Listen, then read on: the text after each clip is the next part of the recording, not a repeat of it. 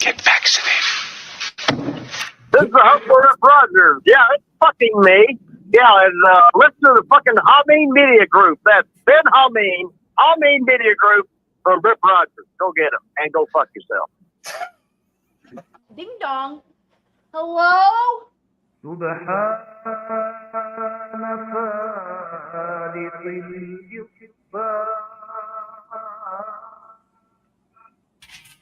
Yes, that's right, infidels. It's not rise and praise, it's duck and cover. Take a shot to the head, pump your fist, because the Monday locker room is about to begin. To risk it all. Who can stay small? Not the shooter and not this shooter. Here at Hameen Media Group, channelattitude.com. It's time to talk the hottest headlines of all time. YOLO. Rise and praise.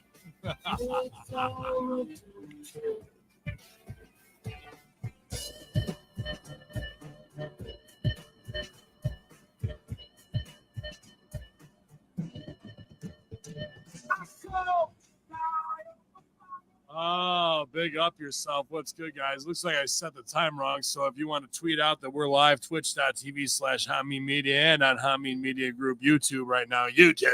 But you can always catch the show exclusively for subscribers at channelattitude.com. What a crazy, insane news cycle it's been, and how many people want the Horsemen to reunite, man. Ride again, baby, ride again, right? And just from last Friday in the locker room with MSG and I talking for 2 minutes, that whole Friday locker room got pulled, and it was just like, whoa, hold on a minute. What set it off? I didn't get to check that out. Devoc 91 talk and just eugenics and what it really is all about. And there's still, Google is a deep state, CIA ops, all YouTube is. Your favorite YouTubers with no talent who've become personalities. It's all the new Disney kids. And it was just normal spitting the truth of what happened over the course of 4 years, where how dare you say that and rub our nose in the exact plan that we tried to cover up with so many different things. So YouTube channel can't upload or whatever for a week and got a strike. So shocker, it'll be gone soon, but it's always touchy for me to talk now because of Ravens join, and I don't want to put anything at risk. And I know that these agencies, no matter how much goodwill I've done to perpetuate their conspiracies throughout the year, only let you operate, and they can be vindictive. So I try and watch what I say, as I now have something more to protect outside the business, and but I threw the chat link into the Horseman chat. We'll see if anybody runs in or not. So you never know. But if not, I'm here with my man, Art of the B to the V, the future VP of the USA. So rise and praise, buddy. OHIO for the win today. Absolutely.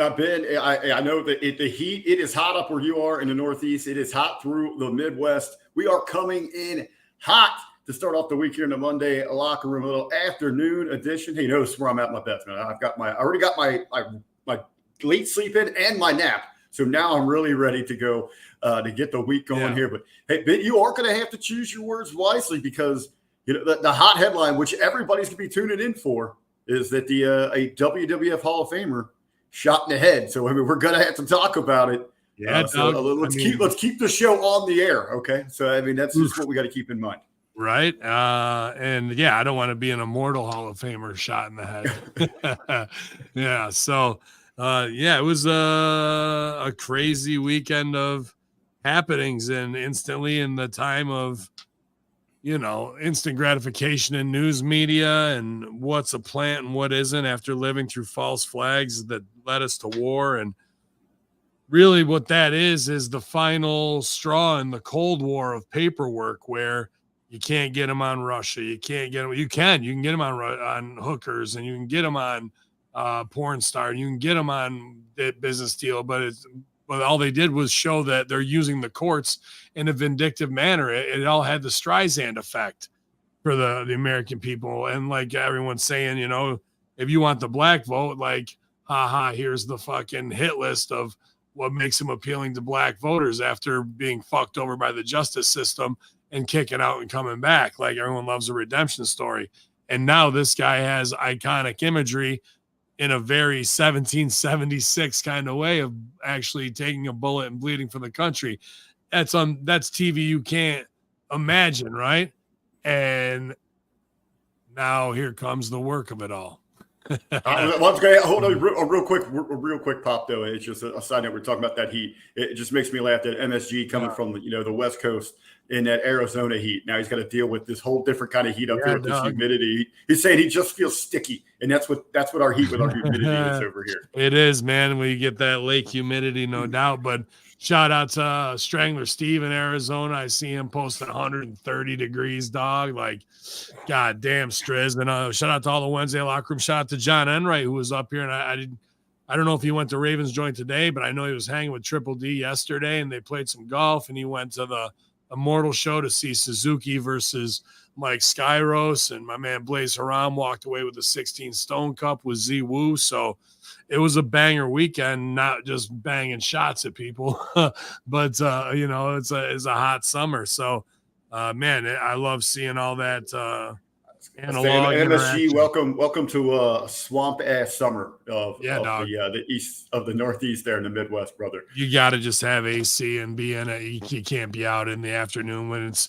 like 86 to 90. Doesn't sound bad, but it's a different. I mean, everybody's got their own. I've been down in Kentucky, North Carolina, Georgia, where that's a whole different ball game too, of like being in a sweat box, bro. Just dump a whole bottle or half a bottle to a whole bottle of baby powder down your crotch. You'll be okay when you're out there moving around, brother. You'll be good. Yeah, I mean, don't be out there moving around is my advice. Now, then we were talking somebody's taking a shot at you, then be moving, ducking, covering. Well, I wanted to ask you. I was trying to think of some different, unique ways to go about this thing. And I got a few questions for you. So when you see something like this break, being a quarter, a part of that crew that has become so popular over the years, so many people turn to what are the Horsemen going to say? What would they say? Will they going to mount up and ride again with something like this? When you see a big news story, something big like this happen on such a platform like that, is it kind of like in your guys' mindset that you got to immediately go find the conspiracy involved with this thing? Just because that's your audience? Yeah, dude, these types of things don't happen without a conspiracy. There is no random single angry guy. That just doesn't happen like that. And it's tough for the conspiracy horseman because it's not like you want to point fingers because I'll give you the truth. Where's the difference? Where's the difference where the majority of people are just like, oh my God, this is just such a terrible thing. There was a shoot. Instead of, you guys immediately go to start peeling back the onion and start breaking it down. Yeah, dude, I want to see the first 48 footage of as many as I can. And even who and what videos come out first are interesting. Like in the way the entire conspiracy plays out, what profile does it fit of former assassination attempts and in the red flags of a false flag attack, lie hop, my hop event, and how the script of the format of the script is similar and how information is disseminated, but now in much more advanced than 2001, September 11th, everybody's got a camera on them. We had digital cameras, but now it's roll footage. There's reverse angles of everything. Everything's being caught, documented because everybody at a Trump rally wants their Instagram fucking likes or whatever. Excuse me. So it's just, all the proof of what's there is going to be a lot harder to pull off a work. And when you can line it up, like there's simple things that are the old school conspiracy. If you were a JFK, Lee Harvey Oswald, this guy's got 3 names too. What is it? Something Cook, right? Matthew. White fucking weirdo. I mean, that's what they all fit into.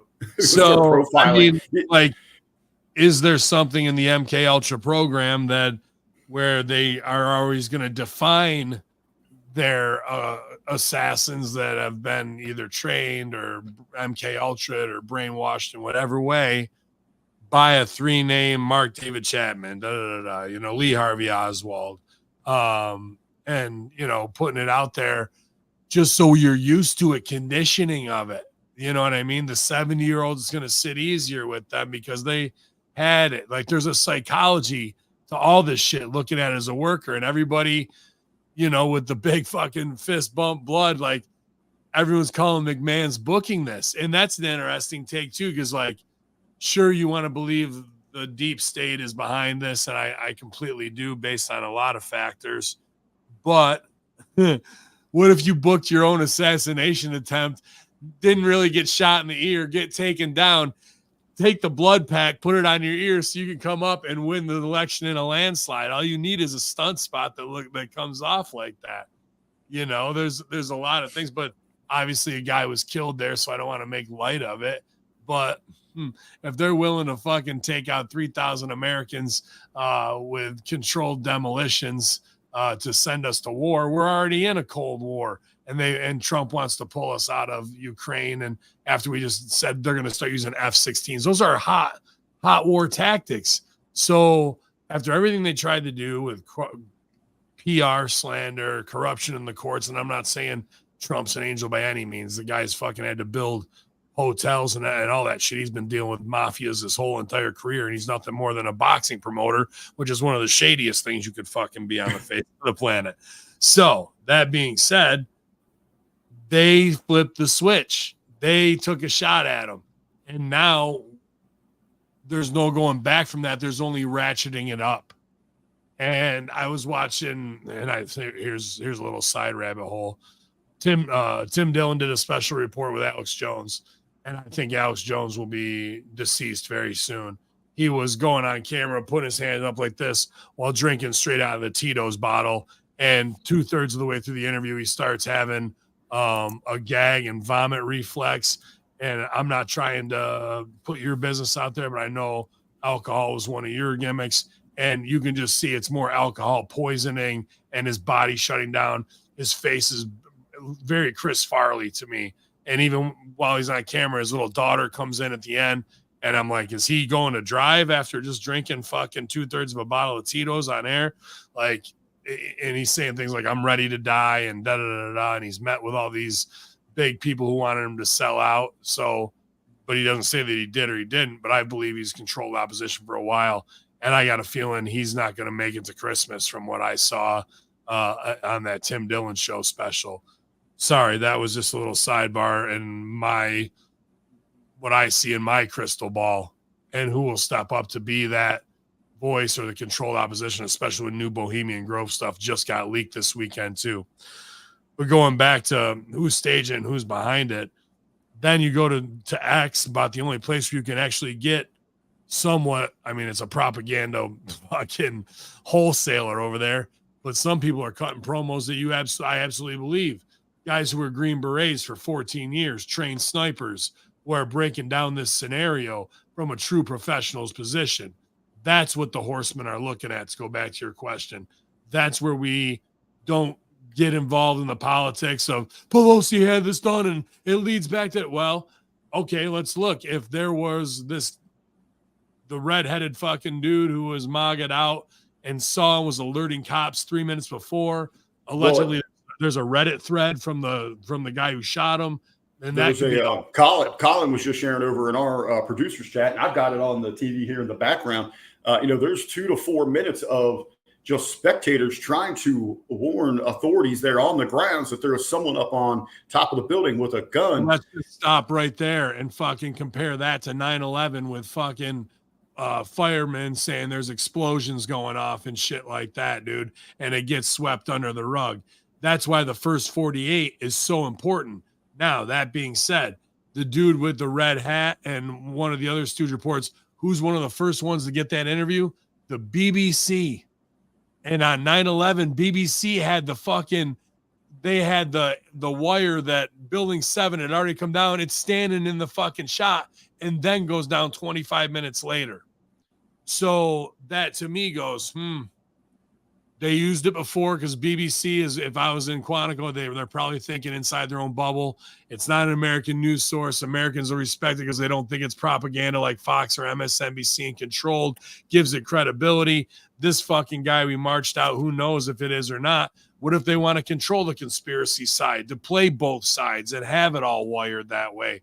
But whatever the Reddit thread is that came out that I believe is completely fabricated, but it's the guy who said he was the shooter on the fucking Secret Service team. No way they're going to let you put out a Reddit thread. So I just stopped right there. But fucking saying they had him in the sights for 3 minutes. But if this guy's telling the cops, and then there was word that the cop went up the ladder, saw the kid up there and came back down, that means this is a lie hop event, a let it happen on purpose event, where you're not going to get anywhere near this rally in an elevated position. So that means they didn't do their due diligence as Secret Service, and their only job to secure a perimeter 500 yards, 1,000 yards with elevated positions where a sniper could make it.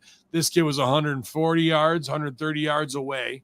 I mean, that's a tight shot. That's a long shot still. People don't realize a football field and another 30 yards is not an easy fucking shot with a rifle, even with a scope, especially when the pressure's on you. So that means somebody had to help get him in there and get all that shit to stand down and not have people on those roofs. Snipers should have been on those roofs by the simple coordination of what they just by design for the security person. So right there, we have the conspiracy, and whoever is at the top of the Secret Service was given orders to stand down, not shoot, let this happen, lie hop on purpose until it was time to either do it and you couldn't go anymore. And because they want, if it is an MK Ultra thing, and you don't want this kid talking later if they catch him. So you want to give him his shots at Trump, and they were going to kill him regardless, one way or another, because dead men tell no tale, and now they can make up the history behind it. So all the pawns are in place here. The fact that it missed him is crazy and went through his ear, or this is all crazy theater of the absurd. I've seen reverse angles from behind the scene where another Secret Service agent is ushering somebody out of the back corner right before the shots start. Does that mean that Secret Service agent was in on it too and getting people out of the line of trajectory because they wanted minimal damage and maybe only one or two people dead? As this would make it look more like a real happening. All of these dark things are being finally brought to light of how those guys worked their shit in a very wrestling way to make it look one way, but behind the scenes, it's completely different. And if you cross them, just like JFK said, he's going to splinter the CIA into 1,000 pieces. They said, oh, yeah? Oh, yeah? And just like Trump says, I'm going to pull these fucking, all this funding out of Ukraine, all this bullshit with Israel's going to end. They go, oh, yeah? Because why? All those families that run that shit for decades and generations that have been in that shit, they're all invested in every single war profiteering thing you could be invested in. They win from both sides, and that's how their families stay in power. So I don't even really know the answer aside from some medieval culling of fucking whatever dark class, priest class that is. And then to see these citizen journalists get into Bohemian Grove and they're still doing the same fucking cremation of care, dress in weird robes, paganism, mock sacrifice. This is going on in our lifetime. These grown men, $1 billion of industry playing witches in the woods to fucking do a fake sacrifice of the owl Molech, pee on each other and have gay sex together. Like that's what we're still doing out here, dog. To like get over your app on the fucking Apple store. Like that is such a fucking mind bender, bro. To wrap your head around it, or as Seth Rollins will say, I can't wrap this around my head. Like that this goes on while they're still out there carrying torches, looking like fucking eyes wide shut. Why the cops and everybody else don't swarm in and take them all down, bro. All these secret societies that are really doing this. And they're the ones, when they had this kid who's in a BlackRock video. I mean, what more do you need for another big piece of the puzzle? And the kid's 20 with no social media. You look at him, there's a 95% chance he's on the spectrum. So you can already fucking warp his mind 6 ways to Sunday. We don't know anything about his parents or where he came from. Do they work inside BlackRock? Is this kid a whole product of some weird thing? The guy from BlackRock 6-8 months ago cut a promo saying you're going to have to force people's hand, and sometimes that's painful. and you got to kick, you got to do what needs to be done, kicking, dragging, and screaming. That's nothing short of saying fucking round people up, put them in a fucking camp, and eliminate them, you know, of what it is, of what they want to do to take over full real estate markets, full financial markets, and run countries as corporations. And you think they aren't tied in with all this, that they can't have multiple little assassins, weirdos like this, that they can sneak in? They've got it all. And then that stand down order shows. I mean, like the fact that they had him on sites for 2-3 minutes and people are stooging it off and cops aren't going up there and risking their lives to do anything, that shows there's a bigger part of this at work, and it was all planned in one way or another to be greenlit, bro. This is an op. This isn't just a fucking, it just happened with a disgruntled Antifa member, you know, that they try and throw under the bus, these quick buzzwords. This kid is a fucking groomed property, in my opinion. And you look at him, Adam Lanza, the fucking, well, even outside of groomed, he was their mark. You know, he was one of the guys to buy into. Yeah, the Parkland kid, fucking the Aurora Batman shoe. They all got that glazed, fucking on the spectrum, something about them, dude. You know what I mean? And they've been doing this since Ted Kaczynski and the MK Ultra shit. And the fact that this kid's 20 and has very little social media presence, to me, means he was probably kept underground the last fucking 6 years of his life. I was just gonna say the only thing I could make an educated guess, and we'd be willing to bet a lot of money on with this kid, is that he has no idea what pussy is. Yeah. So I would say he was kept away from all that. It's I mean, even around outside of that, the profiler, all these sons of bitches look the same. Yeah. Now with all of that as well, how do you see? Now we've had Biden come out and say there's going to be an independent investigation. What do you expect this investigation to mean? And more importantly, how are they going to present this investigation to the American public? I think it's about as legitimate as the investigation on Raw that they're going to fucking do, or you know, like. Or the one into Vince McMahon where they kicked him out and then he came back and fired his board of directors and fucking retook over the company until more NDAs and everything fucking poured out. That's exactly what, dude, all this, our media system, our fucking entire jurisprudence of the American way that is supposed to be Superman, G.I. Joe, fucking whatever you want to believe, whatever monument from you know, Tomb of the Unknown Soldier to they're filming Superman right down the highway from me today. All of these things are nothing more than theater, because it is a fucking cabal of deep state operatives that all live, work in Virginia and fucking by DC, that are always going to run this until there is an overrun of them, dude. Like, that's just how it is. They don't get in and get out for 8 years in there, and you're not going to try and go in and root them out. They will take you out. And Alex Jones on that Tim Dillon thing predicts an Oklahoma City style truck bomb attack next, and possibly to set something off at like a random white guy payback for this at a black college campus, and to try and start a race war to try and, you know, thwart Americans from coming together and overthrow them, because these are desperate measures for those that have been in power pre 9/11, like really since George Bush Sr. took over, and Ronald Reagan is a fucking complete sham too. The guy was an actor. Isn't it funny? His movie is coming out in theaters on August 30th. The Reagan story is coming out in theaters on August 30th.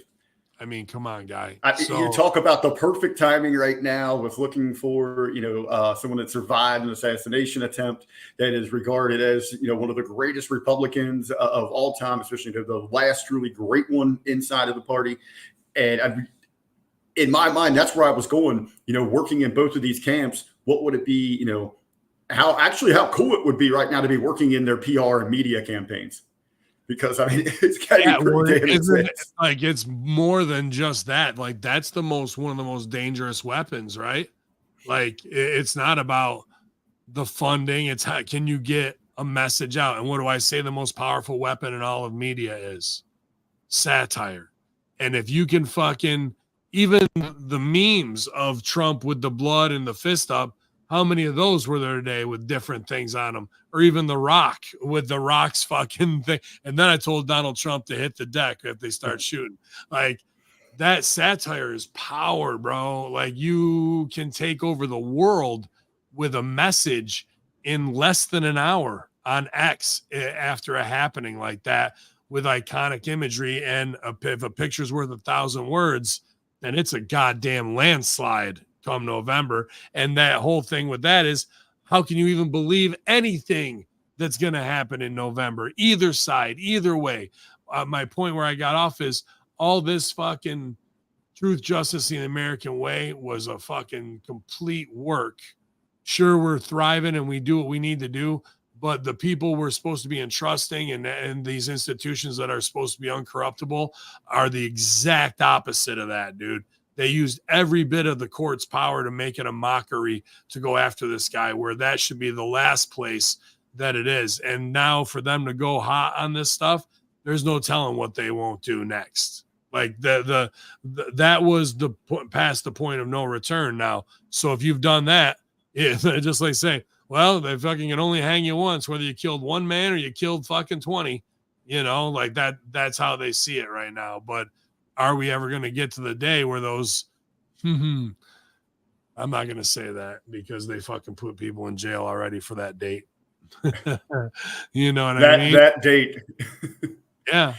Yeah. Well, Vince, you kind of touched on it there with some people with some theories, or if there are other things in the works here.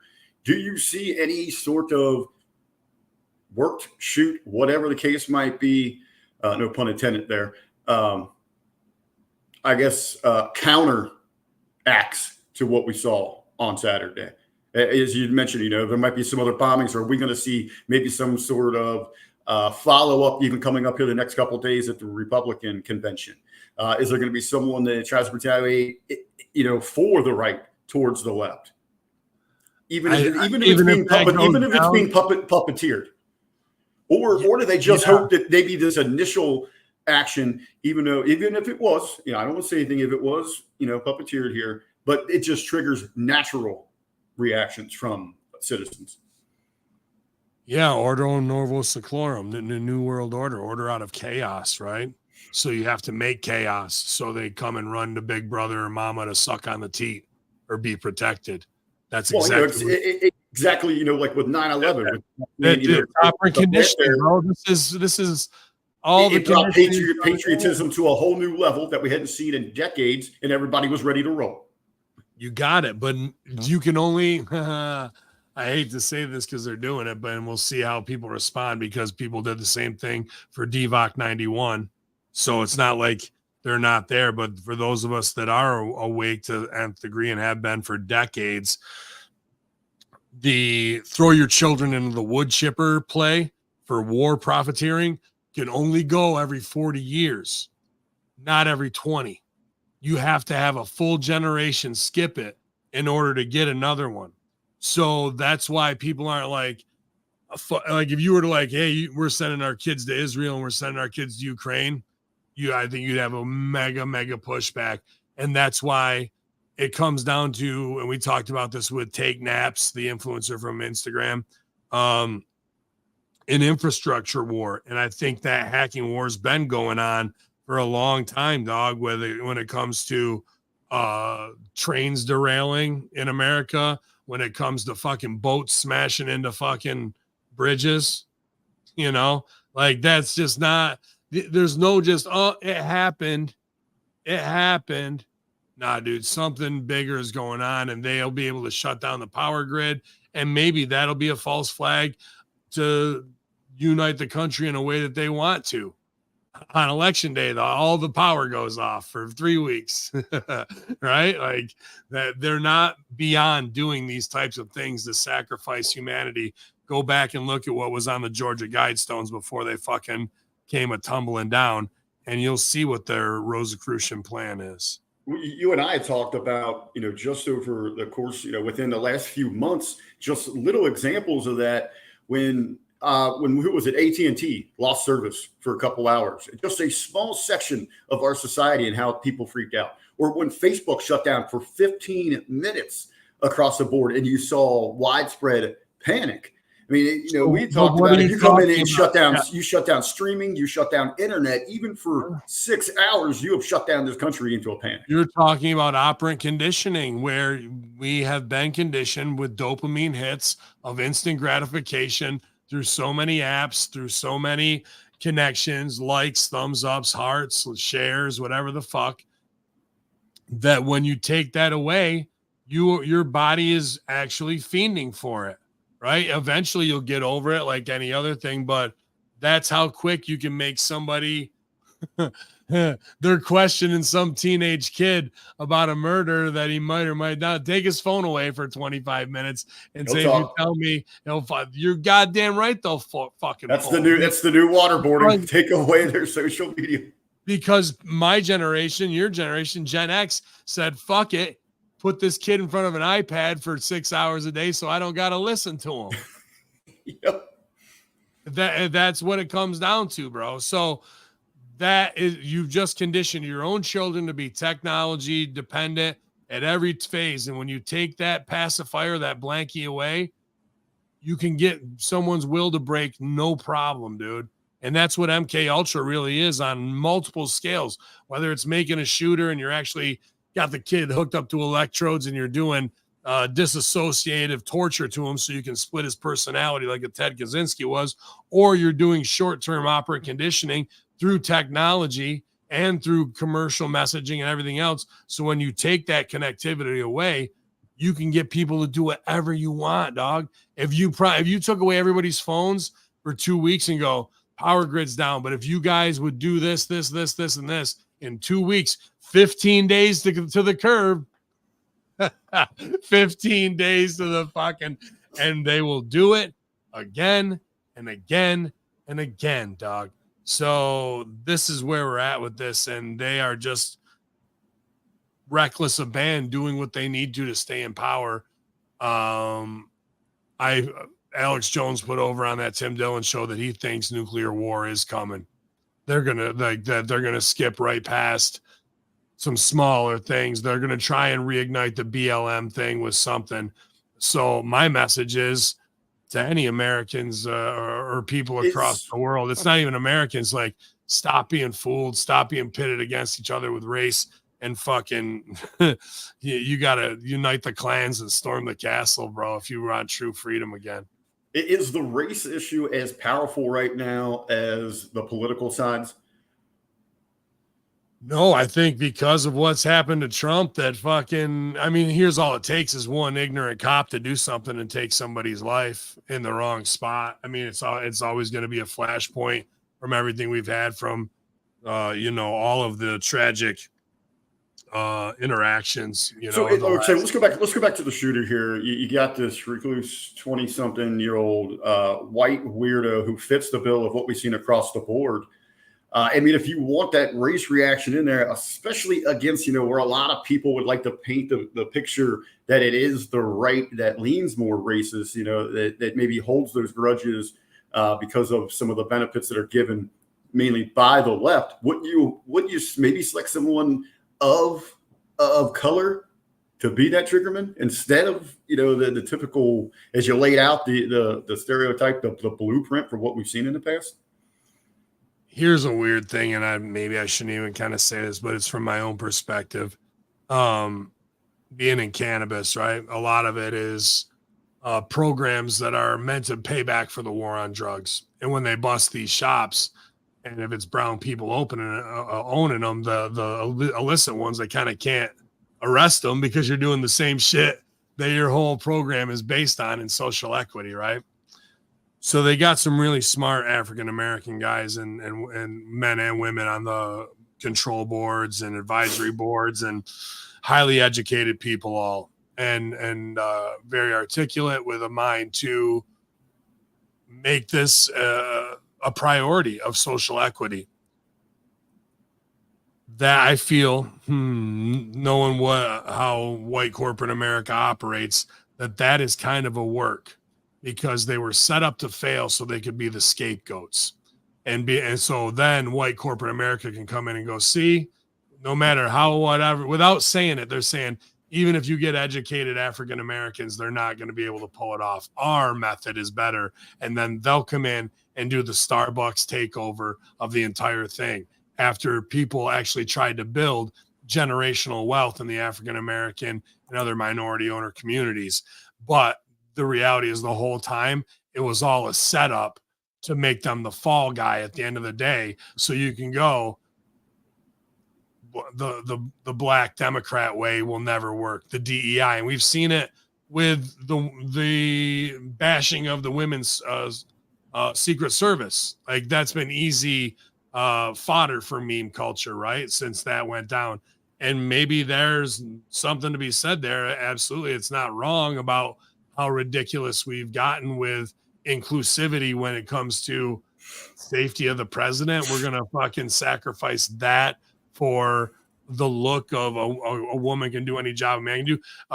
Not saying none of those girls can't shoot or anything, but give me a fucking, if I got to duck behind somebody, give me Super Beast, because that's who I use as my human shield for 5 years in 2CW. He's 450, about 4 foot by fucking 6 foot. And like, ain't no bullet getting to you when you're behind him. One of those little girls is not the human shield I would want, you know? So there's so much when it comes to the step down and the lack of protection and what could be coming next, and what is this theater of the absurd, and who actually is benefiting from it. Is Trump by not doing anything, by letting Biden bury himself. And the dangerous part is not being able to strike back and start naming all these Epstein listers, all these top CIA brass or whatever it is that have a fucking green lit contract on this guy's life, whether what's coming next, poison, truck bomb, fucking car accident, they got fucking heart attack gun. Like all these things are confirmed, right? Like there's plenty of ways, 6 million ways to die, choose one. And why would they not just, they don't hate him that much that they want him not as president to undo their plans. I'm sure that's part of it, but they knew if they did clip him, that would start civil war. And that's what they want. Problem, reaction, solution. They control it all. It'll certainly be interesting how that further plays out here, especially, are you expecting a very calm, what do you think the presentation, the vibe will be for the Republican convention this weekend? Oh, it's going to be hype, bro. It's going to be WrestleMania hype. You kidding me, dude? When this guy walks out, man, some of these like hardcore devoted people like that's all they have is their identity. Like you seen these fucking marinas in Florida with these dudes that have fucking huge boat parades and shit, like the devout crazies of the MAGA movement, like for them, this is nothing short of Jesus rising on the third day to go play 9 holes at Mar-a-Lago, so people want a hero to believe in. They want a baby face. And could you imagine like if that shooter that came to NXT that they you remember that kid? Yep. If he would have shot somebody in the company and it was a grazing wound and they would have lived, you know how quick you would be champion? Like you took a bullet for WWE and fucking from some crazy fucking fan. That's what this guy just did, bro. Like if I was him, I would show up at SummerSlam. I would fucking, like if he's down with UFC and all that shit, victory lap, ride this shit to 90% onslaught. I was just gonna say, get with TKO symbol and just go anywhere you can with those guys. Yeah, man. Like there's so much here of even to get Democrats to flip, because no matter if you consider yourself left, right, blue, red, whatever, at the end of the day, you are all conditioned with the same Pledge of Allegiance and all that shit. And it might mean something to one person or the other, but everybody is just a human and wants to live vicariously through a hero character that has a belief system. Yeah. Like Put all the shady deals aside, banging fucking whoever. Like, that's just the id of man and the hierarchy of what you want as a human being to survive in society. And there will be people who will flip just because they like the comic book movie aspect of all of this. And maybe the one thing we really need above all is one word, and that's Queen Latifah, UNITY. That's a unity, right? And whether you like them or not, people can get behind the fucking movie story that this is becoming, because we've been obsessed with it since Oliver Stone did JFK. You know, people are even still obsessed with Booth shooting Lincoln. Like, and even that movie's coming out to talk about Lincoln's 6 gay lovers. Like, everything is going exactly the way the mafias that control it want it to. And all this shit, all of it. And after they got a log Kevin Republicans movie coming out. I didn't see that one yet. Yeah, I didn't see the preview for that, man. So, yeah, I was really surprised that Trump, you're talking about, you know, inside of that media, just getting people fired up to get them believed, to get them just to that next level on board, full throttle. I was really surprised he didn't go golfing on Sunday. He did. Did he? I didn't see that. He got up and played, dog. To be honest with you, this is what I think might happen too, because they still can't get Biden's to step down because of Jill. And who knows what China has on Hunter. And that's what may be keeping them staying right where they are, where China goes, you're not getting out of the race, pal. We've got all this on you. I wouldn't doubt that those who are truly in control might not. It's not beyond them to take out both guys and have their own puppets ready to fucking put in place, or call it a state of what have you. I mean, who's Speaker of the House? Like, that's next in line, right? And are they corrupted? There's so many plays on the fucking wall that they could make that seem unfathomable. But if you can't get your hands on the $90 million slush fund from the Democratic Party because the president won't step down and they're saying he's already had many strokes, well, it don't take much to put something in his ice cream and fucking, ya Allah, it's the last stroke there is and the last 10-year-old he'll ever sniff, you know? So that could be a play too. You know, it's not, if they just took a shot at it, the other guy, poison the other guy so he falls asleep in his bed, shit in his pants, is not beyond the realm of possibility. Again, the real world, if you will, I usually say this about pro sports, but politics as well here, continues to out pro wrestling. They're giving us the drama, the characters, the stuff that we want to tune in for, and now they're giving us the physicality with it as well. So, or is Vince on the secret kayfabe team that's putting this shit together? Like, that's a way, you know, obscure possibility. But like in the PR, like you talked about earlier, how do you capitalize off of a fucking Stone Cold Steve Austin, Rock, Hogan, babyface level run? How do you get the most right out of it? And like, not now with this, it's going to be like a landslide, you know? So not only is it about the win, but what can you really do? What can you really do with the momentum in that visual to ignite America to a positive place? I mean, I know it seems absolutely crazy on its surface to make the suggestion that they would turn to someone like a Vince or, some kind of fictional writer, but hell, I mean, it make the ties to marketing PR. You know, back in the 80s when we were growing up, what did they do with the toy lines? They said they turned to the comic books today. Hey, write stories for us about these things so that we can sell them. So our cartoons became 30-minute commercials to move shitty merchandise on us. I mean, 100%. And what did they tie to it? Patriotism, technology addiction. That's what the Transformers are, right? That's transhumanism, dude. They've been pushing that for a long time. Machines with human interaction. That's how you digitize your consciousness. I've played that 2045 RU movie for a decade. You can go back and look that up. The letters lowercase r and u, 2045 transhumanism movement. This is all of us. There is no God. We become gods. We fucking can live forever digitizing our consciousness. All of this is in their plans. Don't say that. Live forever. Yeah. Fuck that. Look at the show to Upload or Altered Carbon or Westwood. The AI is here, my dog. Like, if you can digitize and believe you're digitized, and then you're put into these worlds where you end up living or can be re-put into organic mode or nanobot mode, would you do it? Is it a possibility? I don't know.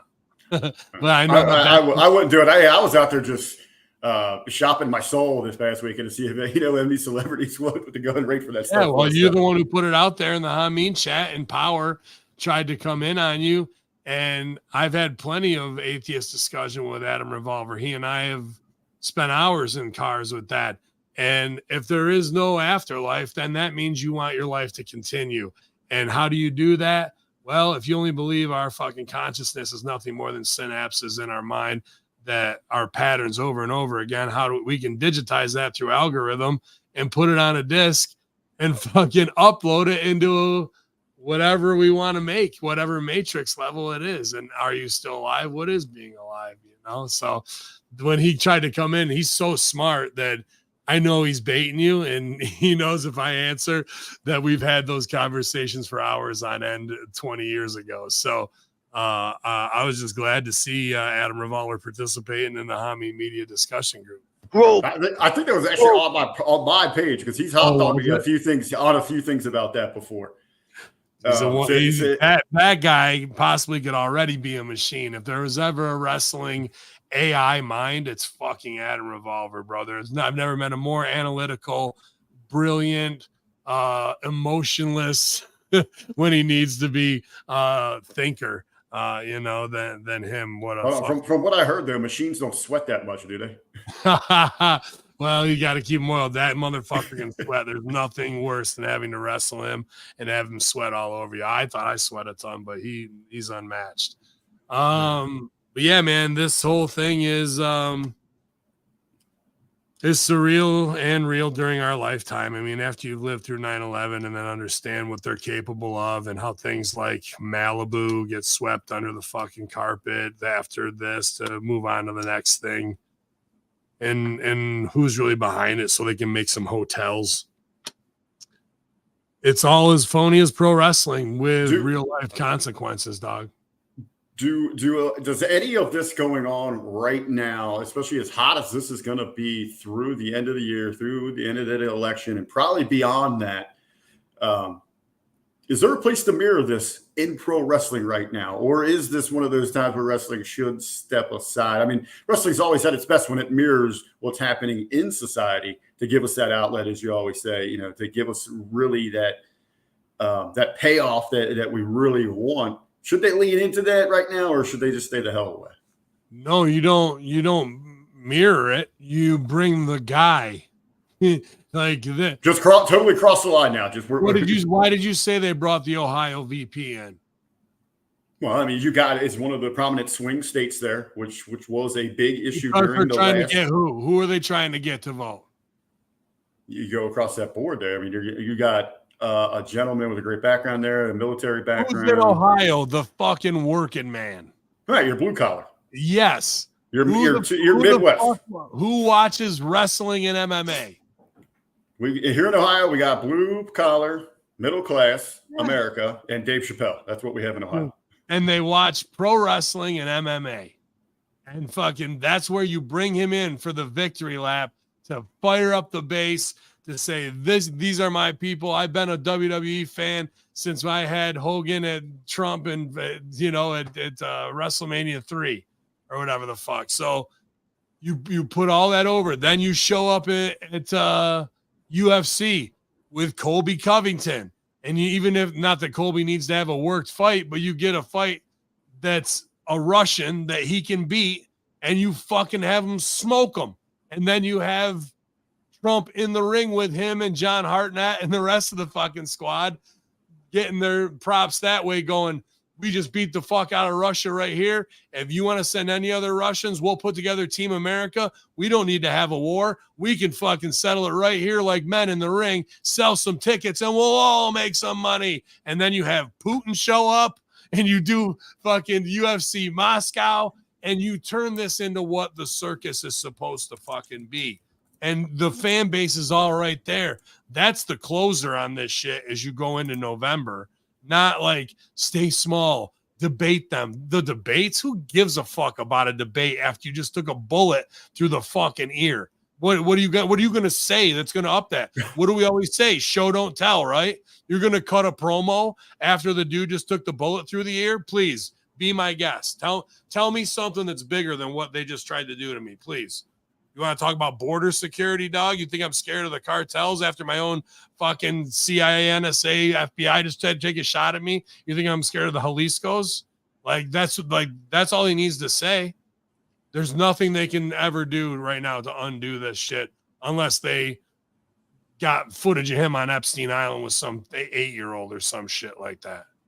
I do want to give a shout out over in the chat. My boy JT Storm, longtime indie roadie, just got back home after an extensive surgery there on his spine, recovering there, listening to the Monday Locker Room. Glad to have him back home. Now, Vinny, it's interesting you bring that up. We're talking about crossing it over here. Should professional wrestling, even maybe storyline, just to hell with it, just lean into it, bring in the actual figures. What do you see the propaganda with the Olympics coming up here on a global scale with everything happening? I mean, that's another beautiful way to step down from the war, as far as I'm concerned, to be honest with you. And Russia banned from this year's games. That to me is not good. I think to get people to tune in and to show dominance and to show style and what your people are about. It's not like we need to have Mr. Gorbachev tear down this wall anymore. Everybody knows Russians are into hot cars, fucking hot chicks, good meals, and fucking shitty techno music, and bad tattoos. We get it. That's half of the fucking America too. There really isn't much difference except for the real difference is nothing. The KGB, ex-head of the KGB runs the fucking country there, and the ex-head of the CIA and his kid took over here. And it's been the same ever since then, with Obama being a puppet until this guy, Carney, fucking wrestling promoter, business, fucking casino builder, like that. That's just what's standing in their way from years and years of having their own club of their own Bohemian Grovers, their own people to do it. The fact that he picked a Yaley is interesting to me. That guy, even though he's ex-Marine and XYZ to make it fit whatever bill.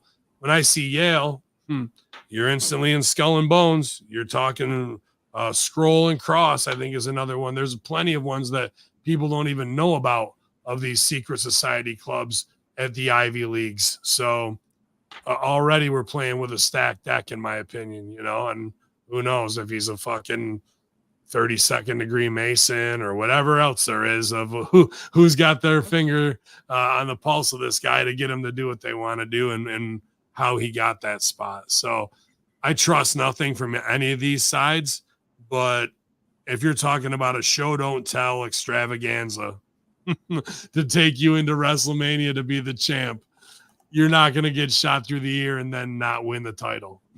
You're winning the fucking title. And that is inside the DNA of what every wrestling fan, what every people who aren't wrestling fans, who just love movies. What drives humanity is that sacrifice, loyalty, dedication, and just getting grazed by a bullet while you're running for president fucking reinforces all of that inside. You don't have to say a word. Then we spend all this time breaking this down. You know what's going to happen. Raw's going to open tonight. Cody's going to come out and unite the whole world again. He's going to bring all the races together. He's going to fix this entire thing. We're going to be at one piece, one party, one nation, one patriotism.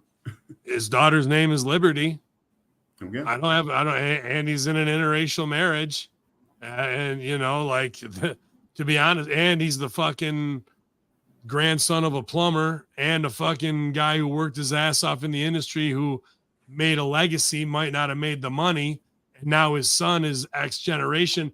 You kind of can't get a better American story from snaking shits out of toilets to fucking winning the title at WrestleMania in 2 generations with a badass wife and a big case of whoa, baby, to wash it down with. Absolutely. Where is the Lex Express when America needs it? Another shout out over here. Todd Brantley making a comeback here into the chat. Took some time off away for a loss with the family there. Hope everyone's doing well. Great to have Todd back. I'm gonna use this as a transition here. Let's try to talk a little wrestling. We're almost pushing an hour here on the Hall of Famer that got shot here this past week. But if you see anything about this, I saw this pop up. I was at WrestleMania 22. I saw that all that shit went down when he jumped. Vince was on my side in Detroit. Oh. Yes. Okay. I was like, wait a minute, 22. But no, I've seen this on the indie scene in some chats here. And this is pretty perplexing to me. Maybe some people that deserve to get shot. I don't know which side is worse on this one. But indie workers, the supposed talents that are getting booked on shows, are in turn telling the promoters if they need a promo done, it will cost extra because their booking fee that's just part of their show day deal.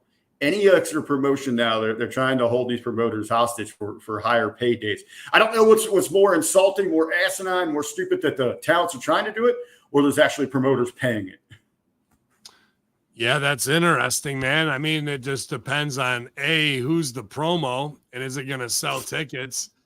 But yeah, no, that's asinine. Just fucking don't have two prices. Just have one and do business. You know what I mean? Be like, yeah, man, I know guys are doing it, so I just thought it's all included in it, whatever you need me to do, you know, if you want to up your price. But if you that's just a way to not get booked where someone's like, yeah, I'll do the match for 100, but if you want a promo, it's 200.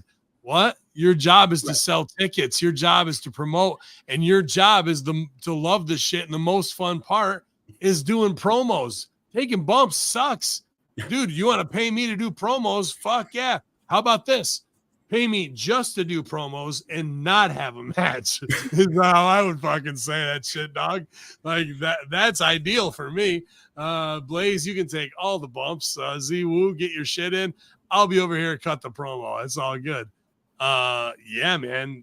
That is a dumb little trend that could actually backfire and hurt your brand and make people not want to book you when rumor spreads. I'll bury a kid that I don't want to do it, but I'm gonna because this is the locker room. Kid I trained who's got a lot of fucking talent, man. But a lot of Leo Rush-esque bad business decisions. And he was supposed to be in a match on this show with Suzuki. The kid trained with me for a while, and then he left, and he had an opportunity. And because I didn't want to let him get his shit in, he fucking decided to go someplace else. Then he got back on a show and had to come to me hat in hand because I'm one of the locker room leaders to do the whole apology. I'm like, brother, I'm on my way out. I just want you to have a great career. You know, like I appreciate it, but it's all because he knew he fucked up and he got to come back and do what is in the mafia to do it. So you're allowed in the locker room. I want the best for him. Pop the French Pickerel. Did you try to kiss him? Was that what I did? I kissed him. Kiss of death. Well, he kissed of death himself. Because then he got a bunch of pre-show tickets to do this show and was going to be in the opener. And I heard sold the tickets at like half price. So he ended up owing the promoter X amount of money and didn't have it. And yeah, just thinking that he's doing a solid, like giving 50% off on tickets and shit, right? Well, you still owe the promoter that money. They gave you pre-sale, threw a temper tantrum. I don't need this shit, and walked out like he's a superstar. You just cut your own throat in your own territory, in your own backyard. Right, your own backyard. Yeah. But, so when you guys working with like Immortal up there, and obviously you coming from OVW, that was a regular practice. You know, I remember the few times I've been down at OVW visiting, and you regularly hear that. Hey, so-and-so, you owe 10 tickets. You know, do you practice that? Do you try to employ those strategies when you're working with some independents? Because, I mean, where I'm at in this territory, I mean, it is like pulling freaking teeth to get, let alone that promo. Now they're crazy enough to try to ask you to hold you up for some extra cash. But to get anything as simple as a social media share, they're only in their bubble. The talents believe that they're there. People are just lining up to go out there and see them tumble, which isn't the case. So are you holding talents accountable to helping promote? Well, I mean, we have talent come in from Rochester and Buffalo, so it's hard to like hold To some of expect those them guys to- accountable, to like, hey, come 3.5 hours to come watch me work when you can watch me work next weekend here in Buffalo, you know. But they still do because they're professionals, and when you share a lot of show posters, perception is reality. Hey, I'm getting booked every weekend, right? So those wrestlers who aren't doing that, you're fucking hurting your own brand by not showing the world that you're out on the road touring. That's fucking asinine to start with. Well, I was going to just ask you that. Even if they're 3.5, 4 hours away, Yeah.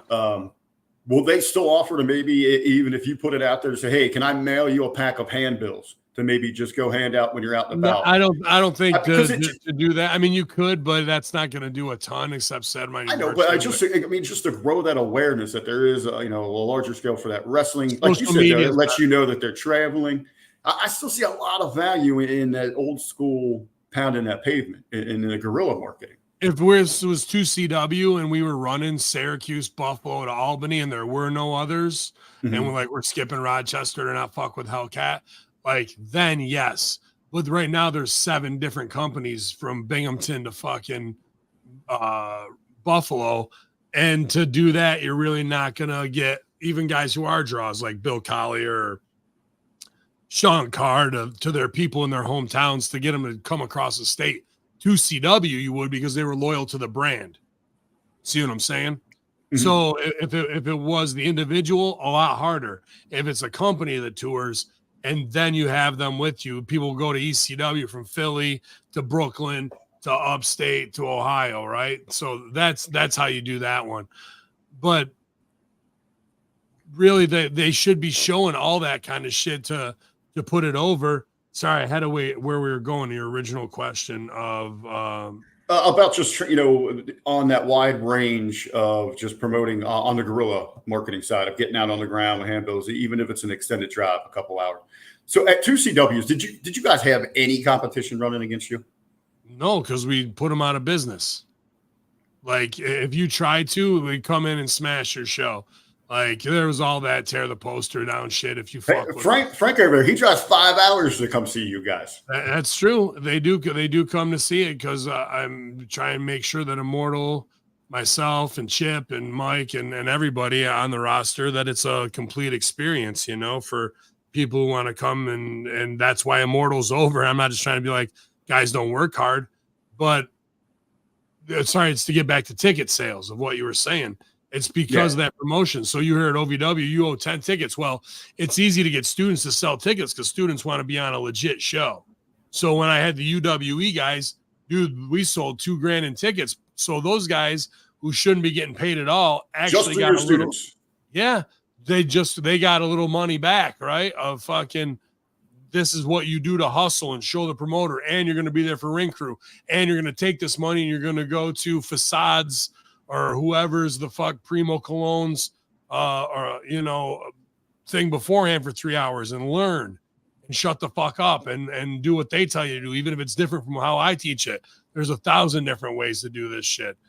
And then they get on the show and their family and friends show up who are gonna support them, and they're in the opener, so they want to pop early, so they're gonna get all that bliss feeling, all that dopamine hit. And if their match doesn't suck, they're going to feel like real pro wrestlers, and they put butts in the seats. And that's why you have under guys on the card to sell tickets, to do that shit, and to show that I know how to hustle, and I want the house to be 400, because then we all do good on merch. We all do fucking better, and people are like, oh, you should have been at that show. The crowd was live and da-da-da. But if you just think you're over and you don't have to do shit, and that your match was so good because you do a fucking springboard shooting star, you're a fucking oblivious asshole to what this business even is, of getting people into the carnival tent to see your show is 90% of it. The show is the 10% payoff for all that stuff. So you got to know how to be a hustler in this stuff. And at OVW, yeah, that was Derby City Wrestling. If you didn't sell 5 tickets, you weren't on the show. And some guys would just buy their own tickets to be on the show. So now you're a mark paying to be on the show instead of learning the craft of hustling and how to fucking get out there. And as Rip would say, get 5 fucking fat women and sell them your tickets, and then they'll buy you dinner. Like, all that kind of shit of what being a worker really is, dog. Rip teach the new generation how to work them rats out there, baby. You gotta love it. See, that should be the rewarding part. Now, let me ask you. So, you guys regularly bring in not just 2CW, but up there to Mortal. You'll bring in that headliner for those shows, the hook for those audiences. Do you get a lot of the compliments? Hey, these are great houses. I don't see places like, because there's a lot of places they go to that are half of that because you don't have the hustle with the students out there. Yeah, I got to be honest with you. I wish the crowd for Suzuki at the Nexus Center was bigger. I know Mike did a great job and it was an average small crowd, but it should have been triple what it was. And this kind of goes back to how we do it promotion wise, because I'm not above it.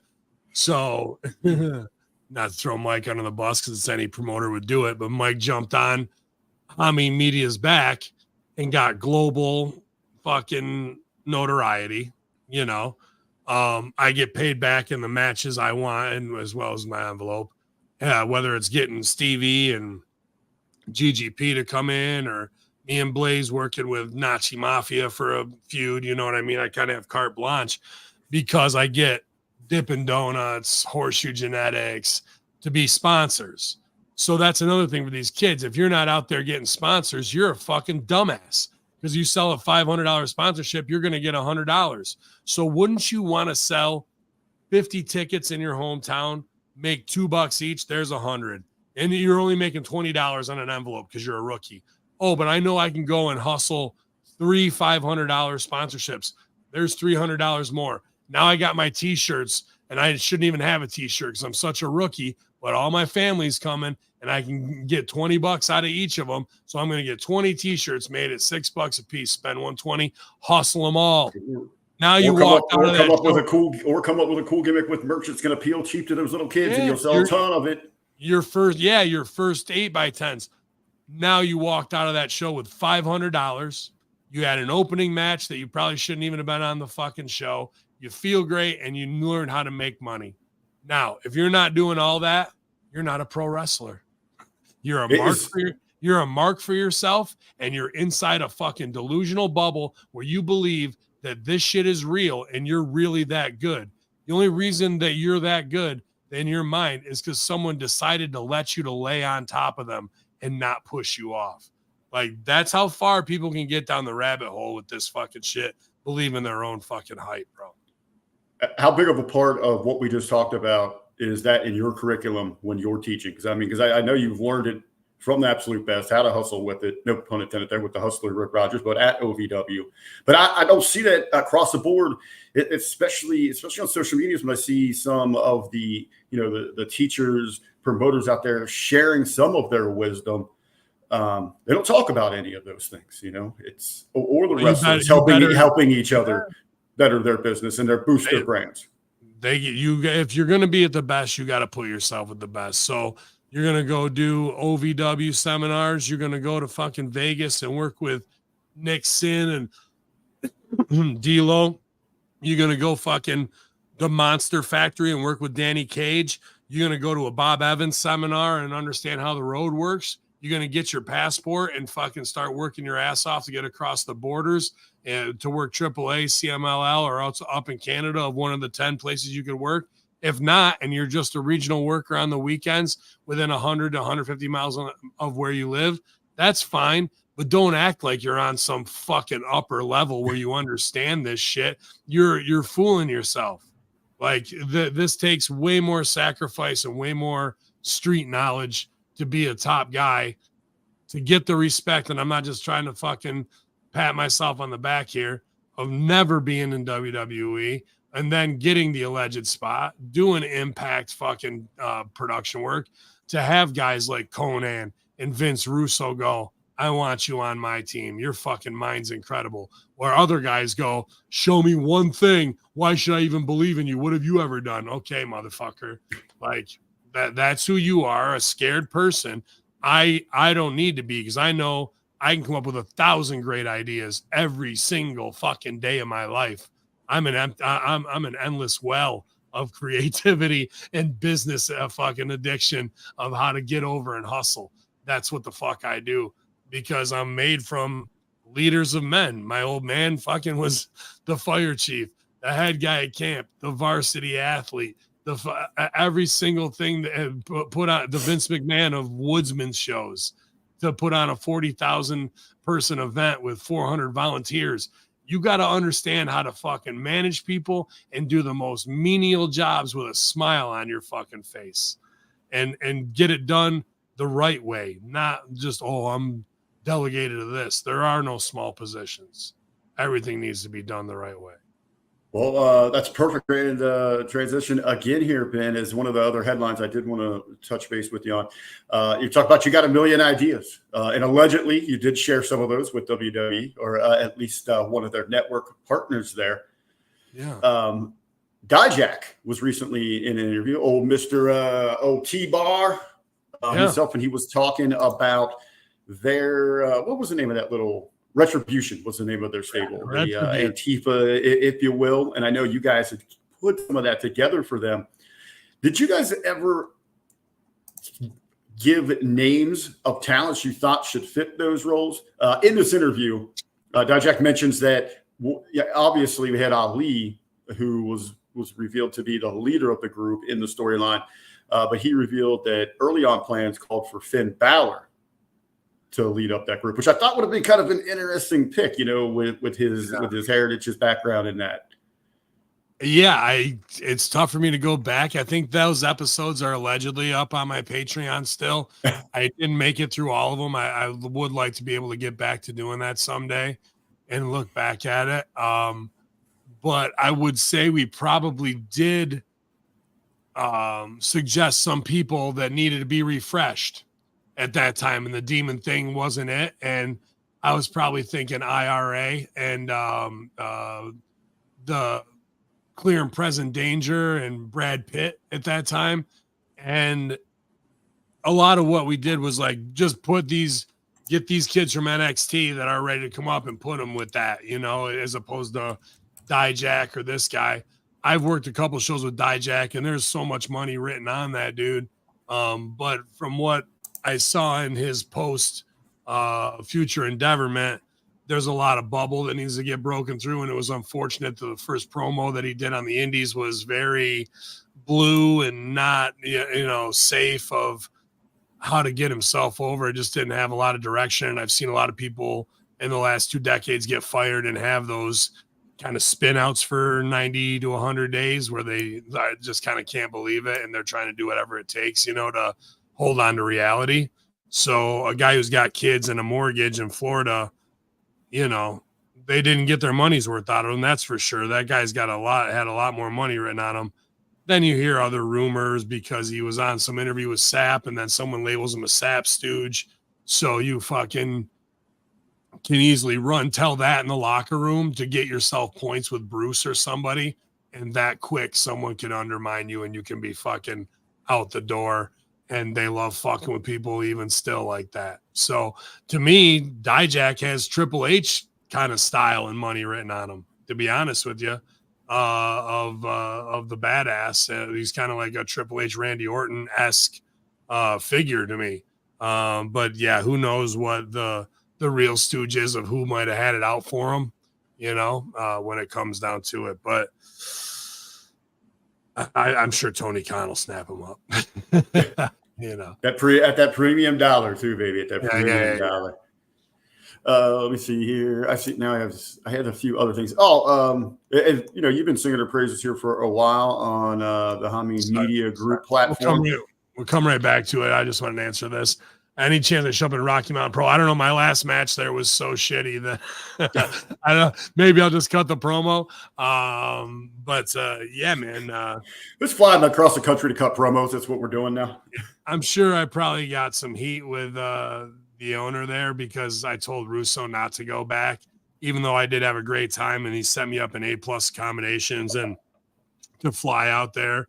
But Vince, I care about his mental state and taking on too much. And when rookies like that before were disrespecting them, I get fucking shoot hot because I know off air how it affects them. On air, he gives a little bit, but I see how it truly is. And I just don't want him to have to be disrespected like that But you know, they brought me in, and I was honored to do anything with Stevie and Al and Don Stevens was fucking a dream come true. So, but Matt Yaden is a super nice guy, almost too nice to the point to be a promoter, to be honest with you.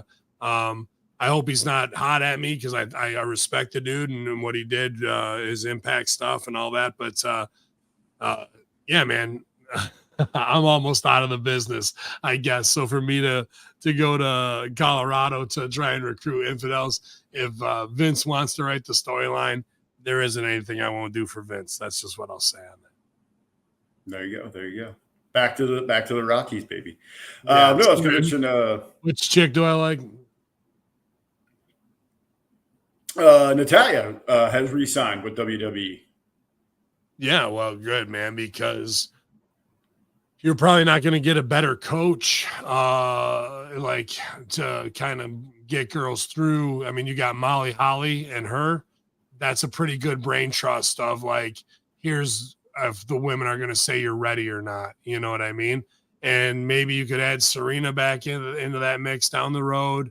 You know, I think Trish Stratus maybe too of how to do some things, but Natty obviously is kind of the den mother, I think, at this time, and the Hart brand and name is always going to carry value.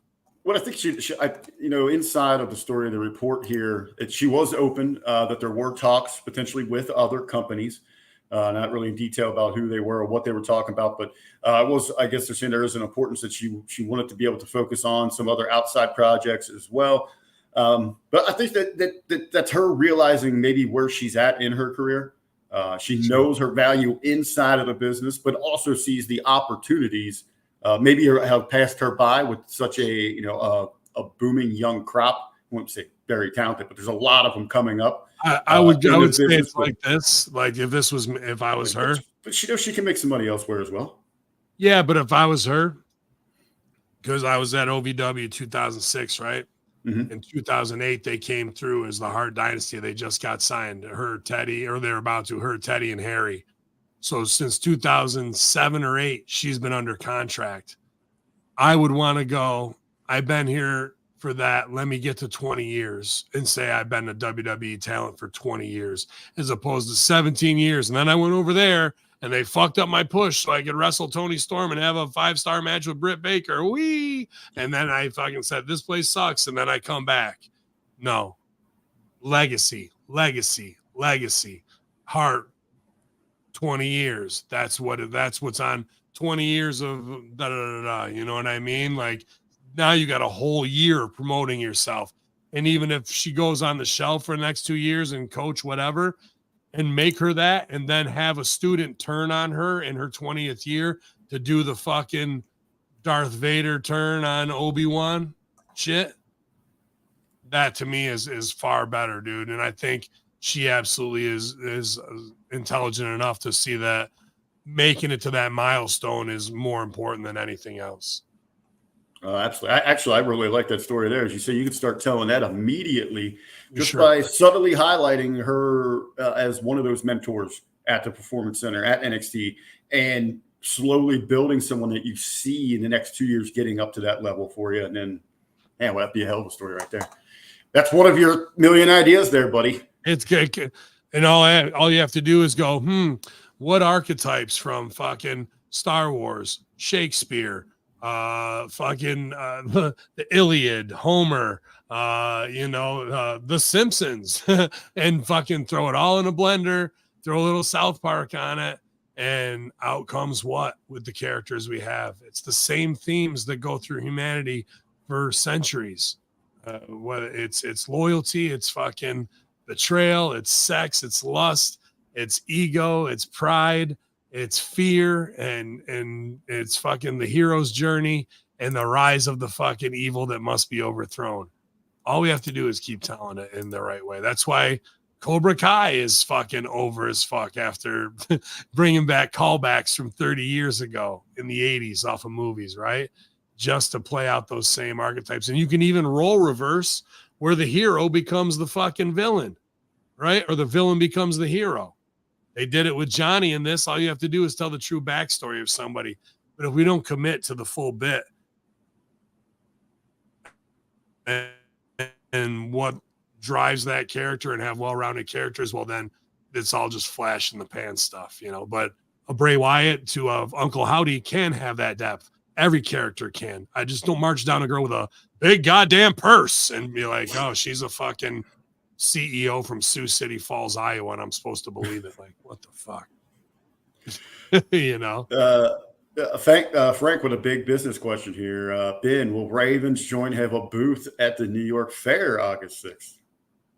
At first, it's in Cobleskill, New York. The New York State Fair is in Syracuse, and the Syracuse one, we just got the booth rental fees for October for a big show there where we may have a big celebrity signing at our booth. So that's exciting. But in Cobleskill, probably not, because Josh will need to run the store, and I'll probably just have cards to hand out at the merch table, you know, because I can't, I'm really restricted in marketing for the next 45 days because it's under public discussion. They're redoing the marketing laws. So we'll be able to have, legally have billboards and things like that we can't have now.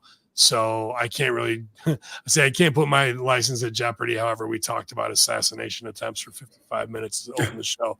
So, you know, I tried to hopefully be as honest as I can. And what my perspective is as a 30-year conspiracy theorist who's watched false flag upon false flag. But I almost feel detached because I put 20 years in this media game, an entertainment game, really, like from the Nice Peter stuff in Chicago, my comedy, to where we are now. And if everybody can't see what the Conspiracy Horseman or myself or anything we were trying to do for all those years, you know, that's why you guys are here now. That's why you're so dedicated, because you all get it. And it's not that I'm burnt out, but I kind of feel like I'm done. Like, what else is there for me to like? I got you here. I fucking told you about all this shit, and they took a shot at the guy yesterday.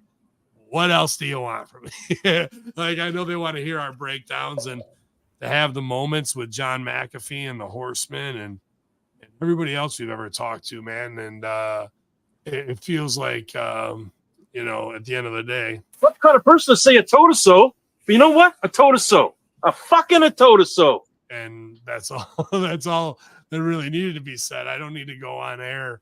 Like, I see, what's the name? Peter Dorr and all these other guys who want to have like emergency transmission, Patrick Bet-David, assassination, da da da da. And I'm just like, yeah, fucking, you want to go back and we'll look at Waco. You want to look at 9/11. You want to look at fucking S-Hook. You want to look at like Vegas. You want to look at Maui. You want to look at, we just keep naming them. Like, this is supposed to surprise me and shock me. Every one of these is just a step up of the dysfunction of our own media, government, and humanity to fucking sensationalize all this shit into a giant wrestling show. It's all it really ever was and ever has been. And the secret societies still aren't exposed. That's about the only work that's left to be undone. And whether it's Vatican's, you know, or the fucking Vatican Library or the Smithsonian or fucking whatever Bohemian Grove footage got leaked or whatever Freemason ceremonies this year got leaked, man. Like, I just want to see all that torn down for what pledges of allegiance really should be for. You know, I don't want to be allegiance to any of that shit. Not even in the smallest bit. They should be for free ice cream, because that's what a ice cream company around here was doing. If the kids 12 and under could recite the Pledge of Allegiance, they got free ice cream. Yeah, that's fucked. Condition them, baby. Condition them. That is run through the rat trap to get the fucking cheese. That's, hey, you want this fucking vax? Then hey, we'll give you some French fries, you fat fuck. Like, that's how quick we'll sell ourselves for some RBV eats. Yeah, Cincinnati Burger Week kicking off here. Hey, by the way, I didn't get to talk to you since I hosted a local Queen Sitting hot dog eating championship. Man, we outdrew the local indie wrestling shows. Attaboy, man. I mean, it's all about we're getting word out and making a spectacle and making something for the local people to come do and see and watch. We had with our partners or our neighbors, excuse me, Larger Than Life Comics, and they do like Magic the Gathering tournaments and stuff. They had a whole little festival day on Saturday. That's perfect to put together. Yeah. And people with 3D printed stuff, artists, and we sponsored Paws of Oswego. They brought a little Chihuahua Chico over, and he had like 3 people who want to adopt him, put in applications. They got donations, awesome. you know? Yeah, dude, like that's the kind of stuff I want to focus my time on and do going forward, you know? Like that's why I'm not saying I don't love the Conspiracy Horseman Brothers, but Stevie's got a lot on the line. He just put in a lot in his studio. He's starting his new channel, and I think he can do major things with it. By the way, awesome channel, awesome content. Yeah. And to put that on the line is dangerous to come out here and talk some truth. I got a lot on the line right now with a whole new life and business venture. It's dangerous to talk truth. Sal, he's gone through a lot of life changes in the last 2 years, man. Health, wife, location, all that stuff. Not really wanting to jump back in there to get, you know, breaking Sal. GGP, hungry as ever to talk about all this shit. So, you know, like it's hard, like, because we love each other so much. What are we gonna do? Because so many people ask for it, but I'm just gonna say it, man. Like, I like man, the chat's called you out over here, man. We got Ben. So the money rules, corporate high mean. yeah. What do we say, bro? Fucking, I'm here to fucking sell out, dog. I gave you 20 years of fucking truth, satire, and having to swallow a jagged little pill. From Vault 7 to fucking Edward Snowden to fucking gas prices to Iraq and Afghanistan. Like $5 handshakes from now on. It's pretty much it, dog. Like, why? If you were in my shoes, would you risk it? Oh, yeah, it's not selling out; it's selling up, baby. It's getting a piece of that American pie. Yeah, man. So it's a weird renaissance time right now, and like we all said, like, not that we're burnt out. It's like, what else is there for us to do? Just to say, reinforce what you already know. You know these things. You know how to do the research. You know how to deduce for yourself. And are you going to go to the next step and be like, okay, who's the lady with the Secret Service name they keep, the head that they're going to subpoena the Republicans are? Now, who's in her top fucking 10 friends on MySpace?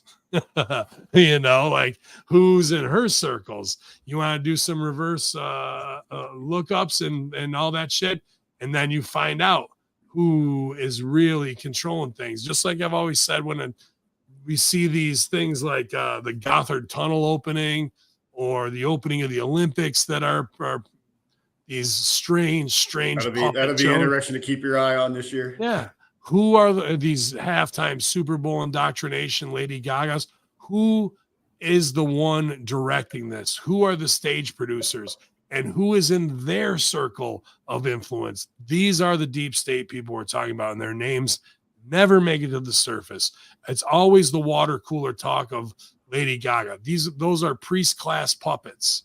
There's people controlling them, and until we make them famous, which we already did with Ghislaine Maxwell and Epstein or whoever, not say they're directing halftime shows, then it goes nowhere. They either get snuffed in jail or it just becomes silent, or McAfee says, I'm not going to kill myself, and then fucking, who knows? I'd like to think he's still alive and he paid his way out. It's just a crazy theater of the absurd to think it's this Leave It to Beaver world that they sell with fucking Little League games and every other fucking thing of cul-de-sac life and a pontoon boat and fucking jet skis. And the reality is something far, far different of who's truly in control. Oh, it's a good way to send it home there, brother. Oh, y'all, man. I sent out the link to the Horseman. No running, but that's fine because I love talking to a man, Art of the B to the V, that real locker room talk. Huge weekend for Immortal with Suzuki, Goon in the fucking house, baby. Check that out on IWCW Internet. I don't know, Independent Wrestling Channel, Wrestling, whatever the fuck it is. But yeah, that match is going to be up there, and a big one for Mike Skyros. So I hope that takes him to the next level of getting an AEW ROH contract. That'd be fucking great to see. And man, I don't know. For me, for the rest of the week, we'll see what else plays out. Keeping my eyes on the Twitter feed for more real footage from cell phones to drop. I don't think we've even scratched the surface of the independent journalists that are going to put together a 360-degree view digitally of cell phone footage of this entire incident that may expose something else timeline-wise.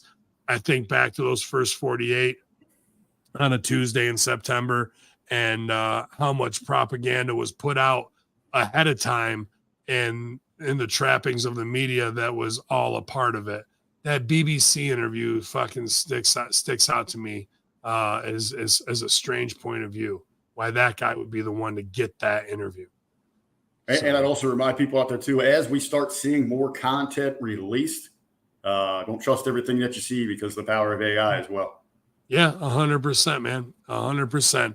But I mean, the script's already written. The road to WrestleMania in November is Armageddon, here. Baby. It's the road to Armageddon. Yeah, and we are on the highway to hell. So the highway to hell, baby. Yes. It's channelattitude.com. It's Hameen Media Group. It's me banned on YouTube because it's all a fucking big CIA op. So if you want to come find me, come on over to Ravens Joint, Clay, New York. You guys will take a picture. I'll get you some of the best cannabis in New York State because that's about the only way you're going to blow off any of this fucking ridiculous stress at this point. I'm going to do a shout out. Hey, Frank, shoot me a message over on the X, brother. I turned heel. I've been heel. That's all I know is heel. That's all I know is heel, dog. But thank you guys for hanging out with us. Don't let any of this shit truly get to you because they're just trying to get that reaction. And the more we give into it, that's the more powerful they become. But you're the free thinkers. You're the Bearcats of HMG, and I know you know better. So hold it down. Raise your hand and praise infidels. And hear me now. It's Hacker Hameen, the Monday Locker Room, R to the B to the V. YOLO. Frank, hit me up on X.